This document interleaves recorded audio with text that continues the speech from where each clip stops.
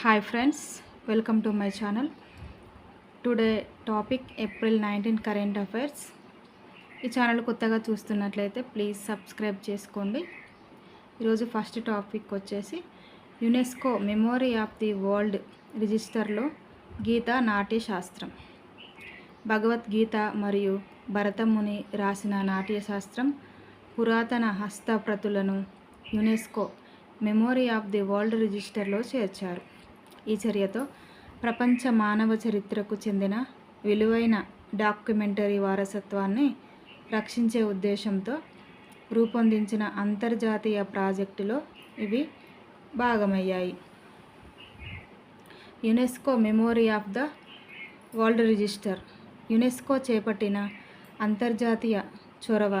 దీని లక్ష్యం మానవ నాగరికతకు చెందిన విలువైన డాక్యుమెంటరీ వారసత్వాన్ని నిర్లక్ష్యం, వినాశన మరియు హాని నుంచి రక్షించడం. అరుదైన హస్తప్రతులు, ఆర్కైవ్ సేకరణలు, ప్రాముఖ్యమైన పుస్తకాలను రక్షించడం, వాటికి ప్రజాప్రాప్తిని పెంచడం. ఎప్పుడు ప్రారంభమైందంటే 1992. భారత్ నుండి చేర్చబడిన ఇతర గ్రంథాలు రామచరితమానస్, పంచతంత్ర, సహృదయలోకలోచన. భగవద్గీత పూర్తి పేరు భగవద్గీత, భగవంతుని గానం. రచయిత వేదవ్యాసుడు. కృష్ణుడు మరియు అర్జునుని మధ్య జరిగిన 800 శ్లోకాల సంభాషణ. ఇది హిందూ తత్వ చింతనకు కేంద్రీభూతమైన ఆధ్యాత్మిక, నైతిక, తత్వశాస్త్ర సంబంధిత సిద్ధాంతాలను వివరిస్తుంది. నాట్యశాస్త్రం పూర్తి పేరు నాట్యశాస్త్రం, నాట్యకళపై శాస్త్రీయ గ్రంథం. రచయిత భరతముని. భారతీయ శాస్త్రీయ నృత్యం, నాటకం, సంగీతం మరియు రంగస్థల కళల ప్రాథమిక సూత్రాలను వివరించే గ్రంథం. రసం వంటి ఆందోళనాత్మక భావనలను స్థాపించి భారతీయ కళలను ప్రభావితం చేస్తుంది. నెక్స్ట్ టాపిక్ బనారసి షెహనాయికు భౌగోళిక సూచిక జిఐ ట్యాగ్ మంజూరు చేసింది. జిఐ ట్యాగ్ అంటే జాగ్రఫికల్ ఇండికేషన్. చెన్నై కేంద్రంగా పనిచేస్తుంది. ఇది వారణాసి నగరానికి చెందిన సాంస్కృతిక కళా సంపదకు జాతీయ గుర్తింపు పొందింది. ఇటీవల బనారసి షెహనాయి మరియు బనారసి తబలాకు జిఐ ట్యాగ్ మంజూరైంది.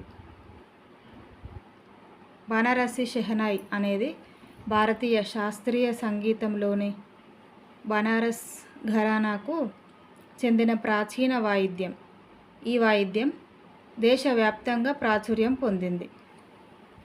ముఖ్యంగా ఉస్తాద్ బిస్మిల్లా ఖాన్ స్వాతంత్ర దినోత్సవం రోజున రెడ్ ఫోర్ట్ వద్ద షెహనాయి వాయించడంతో గుర్తింపు పొందింది. షెహనాయిను దైవ సంబంధిత మంగళ వాయిద్యంగా భావిస్తారు. ఇది వివాహ వేడుకలు, పూజలు, ఆలయాలలోని శుభకార్యాలలో తరచుగా వినిపిస్తుంది.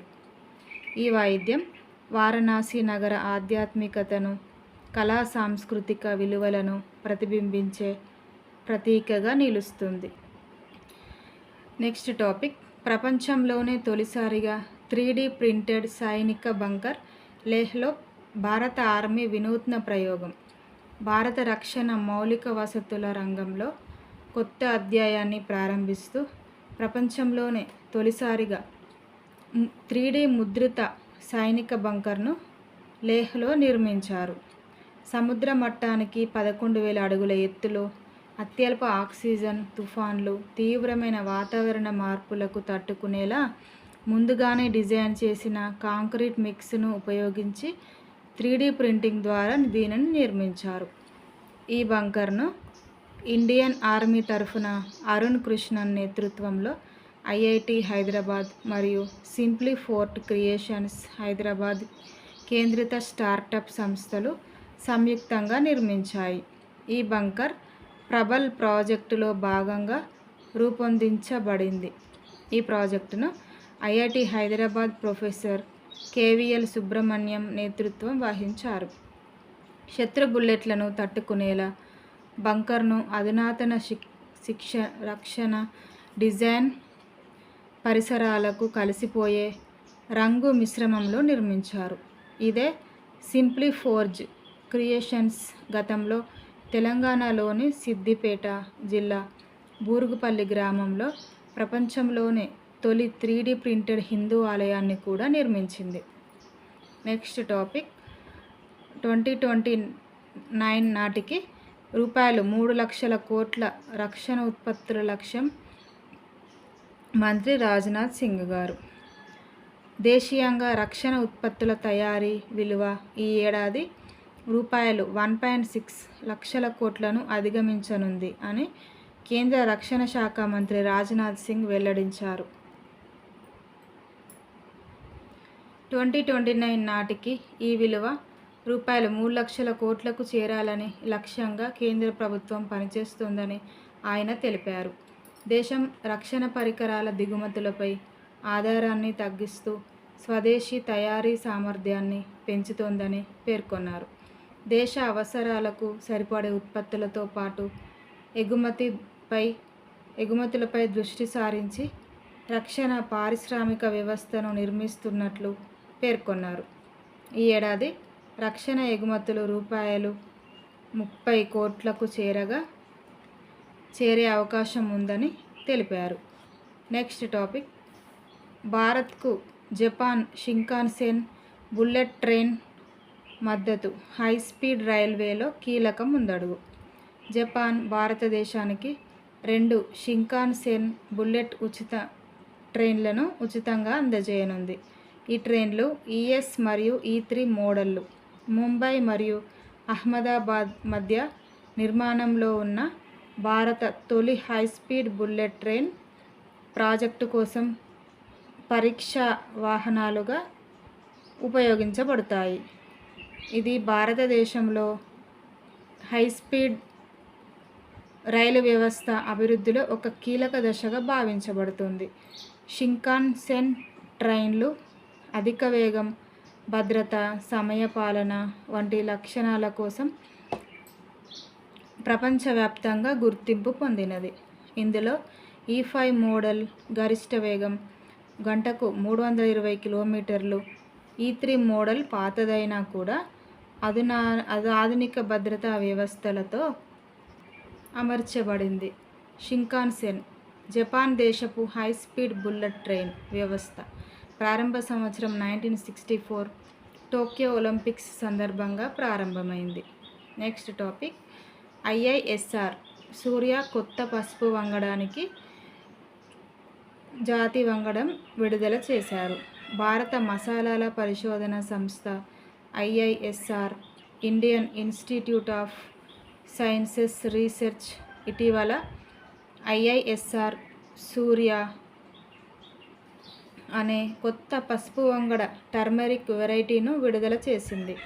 ఇది ముఖ్యంగా మసాలా తయారీ మరియు పౌడర్ పరిశ్రమ అవసరాలను దృష్టిలో పెట్టుకొని అభివృద్ధి చేయబడింది.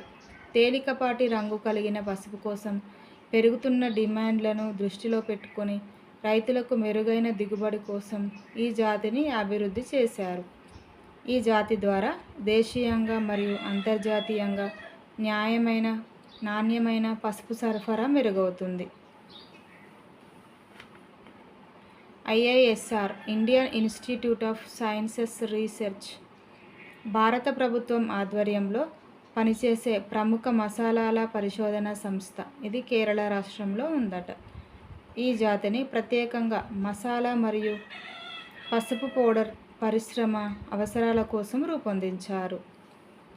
Next topic, red sea Egypt పర్యాటక అభివృద్ధి ద్వారా పర్యావరణానికి ముప్పు.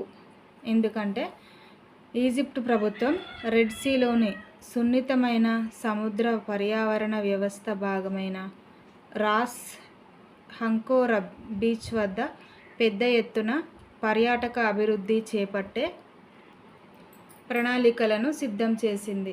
పర్యాటక ఆదాయాన్ని పెంచే ప్రయత్నాల్లో భాగంగా చేపట్టిన ఈ ప్రాజెక్టు జీవ వైవిధ్యం కోల్పోవడం వంటి ప్రమాదాలను కలిగించవచ్చని పరిశీలకులు ఆందోళన వ్యక్తం చేస్తున్నారు.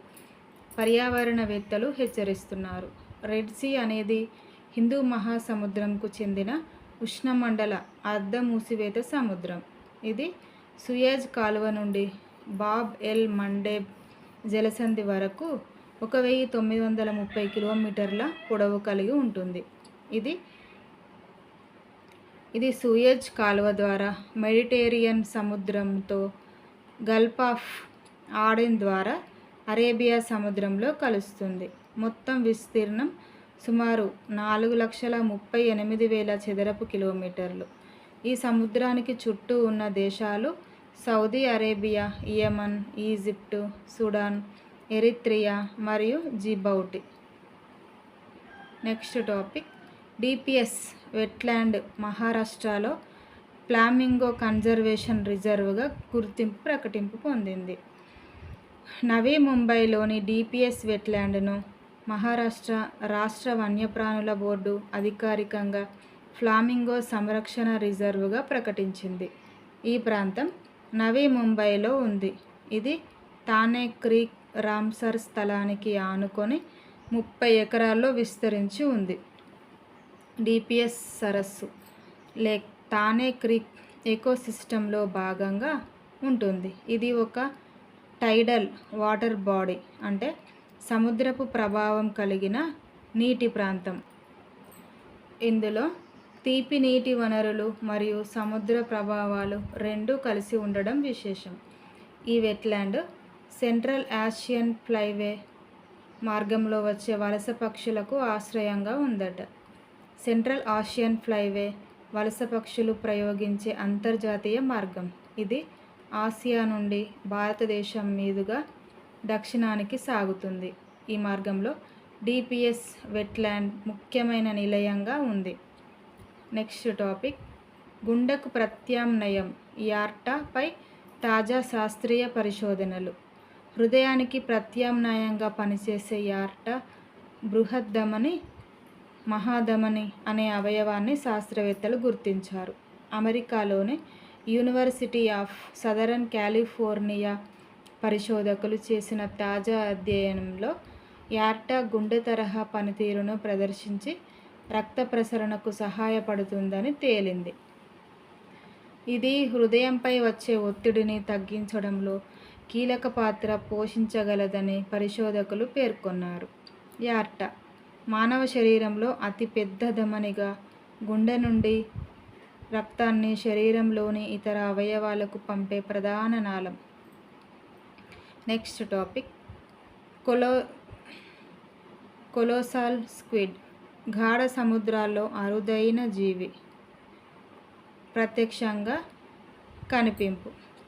1 శతాబ్దానికి పైగా తరువాత కొలోసాల్ స్క్విడ్ అనే అరుదైన జీవిని తొలిసారిగా దక్షిణ మహాసముద్రంలోని 600 మీటర్ల లోతులో తన సహజ నివాసంలో జీవిగా వీడియోలో చిత్రీకరించారు. ఇది సముద్ర అన్వేషణ చరిత్రలో ఒక ప్రాముఖ్యమైన మైలురాయిగా పరిగణించబడుతోంది. కొలోసాల్ స్క్విడ్ అనేది బహుళ విస్తారంగా జీవించే అతిపెద్ద నాన్ వర్టికల్ వర్టిబ్రేట్ అకంకాల జీవిగా గుర్తింపు పొందింది. ఇది సాధారణంగా గాఢ సముద్రాలలో మాత్రమే నివసించడం వల్ల చాలా అరుదుగా మాత్రమే ప్రత్యక్షంగా కనిపిస్తుంది. దీని సైంటిఫిక్ నేమ్ వచ్చేసి మెసోనికోటెథిస్ హామిల్టోని. నివాస ప్రాంతం సదరన్ ఓషియన్ దక్షిణ ధ్రువ ప్రాంతం. ఇది సాధారణంగా గాఢ సముద్రాలలో డీప్ సీలో నివసిస్తుంది మరియు చిరకాలంగా అరుదుగా కనిపించే జీవిగా గుర్తించబడింది. నెక్స్ట్ టాపిక్ రామ్మోహన్ నాయుడుకి world economic forum young global లీడర్గా అవార్డు వచ్చింది. అతి చిన్న వయసులోనే కేంద్ర మంత్రిగా తనదైన ముద్ర వేస్తూ కేంద్ర పౌర విమానయాన శాఖ మంత్రి కింజరాపు రామ్మోహన్ నాయుడుకు ప్రపంచ ఆర్థిక వేదిక వరల్డ్ ఎకనామిక్ ఫోరం WEF ప్రకటించే యంగ్ గ్లోబల్ లీడర్స్ జాబితాలో చోటు దక్కించుకుంది. ఈ అవార్డు కోసం తమ రంగాల్లో ప్రతిభ సామర్థ్యాలు కనబరుస్తూ సమాజంపై ప్రభావం చూపిస్తున్న 40 ఏళ్లలోపు వ్యక్తులను WEF ఎంపిక చేస్తుంది. రామ్మోహన్ నాయుడు ఈ గౌరవానికి ఎంపికవడం దేశానికి గర్వకారణమని పరిగణించబడుతోంది. నెక్స్ట్ టాపిక్, టైమ్ మ్యాగజైన్ 2025 అత్యంత ప్రభావవంతమైన వ్యక్తుల జాబితాలో Trump, Musk, Yunus. Time magazine 2025 అత్యంత ప్రభావశీల 100 మంది వ్యక్తుల జాబితాలో అమెరికా మాజీ అధ్యక్షుడు డొనాల్డ్ ట్రంప్ గారు మరియు టెస్లా CEO ఎలాన్ మస్క్ గారు మరియు నోబెల్ శాంతి బహుమతి గ్రహీత అయినటువంటి మహమ్మద్ యూనస్ గారు తదితర ప్రముఖులు చోటు దక్కించుకున్నారట. ఈ జాబితాలో ఈ ఏడాది భారతీయులకు ప్రాధాన్యత దక్కలేదు. 2024లో మాత్రం బాలీవుడ్ నటి ఆలియా భట్, ఒలింపియా రెజ్లర్ సాక్షి మాలిక్ ఈ జాబితాలో చోటు పొందారు. టైమ్ మ్యాగజైన్ తమ వార్షిక జాబితాను లీడర్స్, ఐకాన్స్, టైటాన్స్ వంటి పలు కేటగిరీలుగా విభజించి విడుదల చేసింది. లీడర్స్ కేటగిరీలో భారత సంతతికి చెందిన Vertex Pharmaceuticals CEO Reshma Kewalramani కూడా ఉన్నారు.